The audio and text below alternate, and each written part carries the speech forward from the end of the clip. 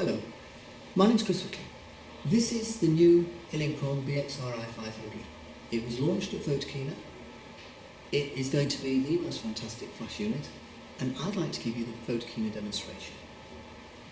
Within the Elinchrom compact flash system, there are three ranges. There is the very, very compact D-Lite, which will do everything that the professional units will do, but will simply not work as hard. There is the top of the range RX system, which has the very shortest flash durations, the very fastest recycling times, and has the full Skyport radio remote control system built in. And sitting in the middle now is the new BXRi. Available in two models, the 250 and the 500. This is the 500. From the outside in, the first difference you'll notice is that we have an intelligent fan built onto the bottom here.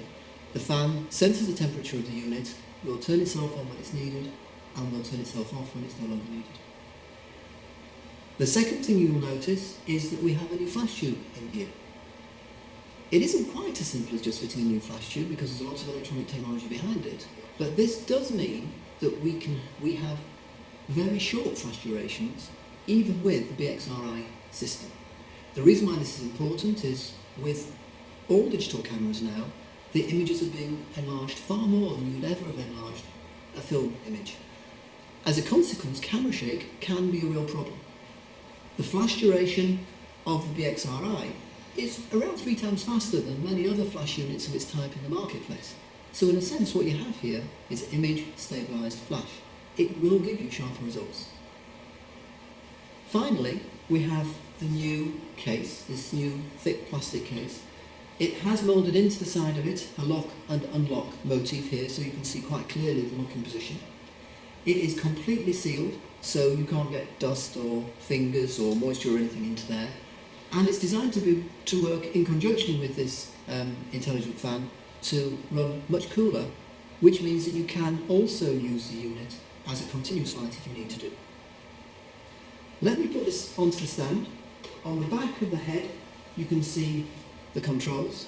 They're exactly the same as a conventional flash unit, but behind those controls are some very, very special features which I'm going to show you in a minute. It's very simple because everything is in sections, but the first thing that I need to do is reset the unit so that we have a known starting point. So what I'm going to do is I'm going to just press the plus and minus buttons together, and I'm going to turn the unit on. And what that does is it resets the unit to standard settings. You'll notice the controls here. I have the open flash button, I have the turn button, I have the slave cell button, I have the modelling lamp button, and the modelling lamp power control buttons down and up, and I also have the two main power control buttons. If I start with the slave cell, I've got slave cell on, slave cell off, but if I press and hold the button for 2 seconds, I've got the intelligent slave cell setting. The intelligent slave cell setting takes account of pre-flashes. In order to set up the number of pre-flashes, if I press the button and hold it for 4 seconds, I get a C display where the power was. So I have C1, C2, C3, C4, C5, C6, C7, where the unit effectively is counting the number of pre-flashes, adding that to the flash itself, and will then synchronize with a pre-flash flash unit. So for example, if I have a flash gun with 2 pre-flashes and 1 main flash, I would set C3. So all I do is press and hold this for 4 seconds, set C3, and that will now function on the 3rd flash, 2 pre-flashes and the main flash.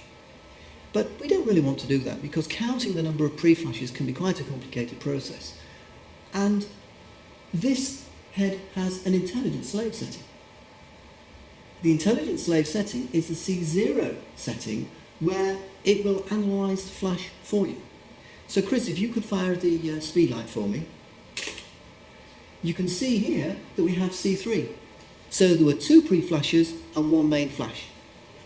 To toggle through the slave cell options then, I have slave cell off, slave cell on with the continuous flashing, with the continuous LED, and if I press and hold it just for 2 seconds, then I have the intelligent slave cell setting, and that remains set now on the C3, which is the reading that we had previously.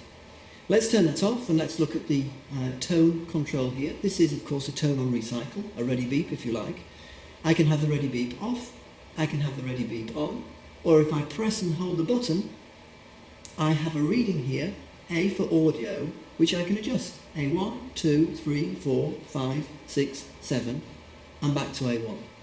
What this is doing is setting the length of the audio tone, which means that if I want to recognise a number of different flash units within the studio, I can set different lengths of tone and easily hear when each of them has recycled.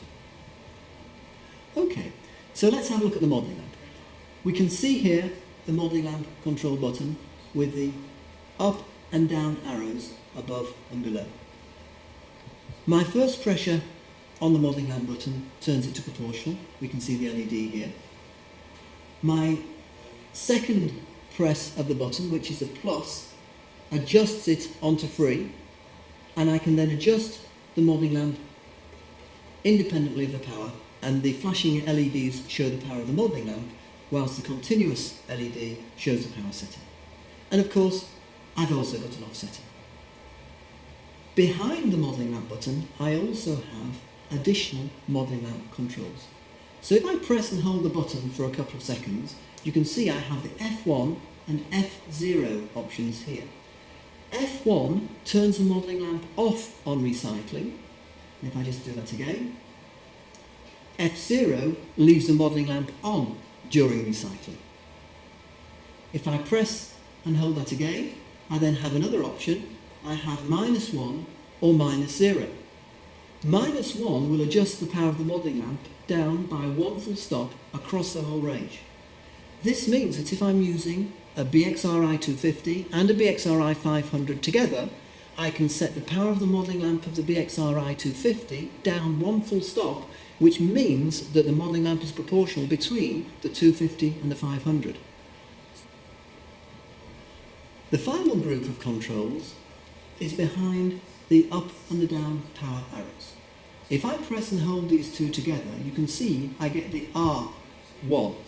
Now, to adjust these, I also use the up and down arrows. So let's just do that again. Press the two buttons together. I can toggle from R0 through R1 to R2 and back again, where R0 is radio off, R1 is radio on, and R2 is high-speed radio, because this unit has a built-in SkyPort. With SkyPort, we have 4 groups and 8 frequencies.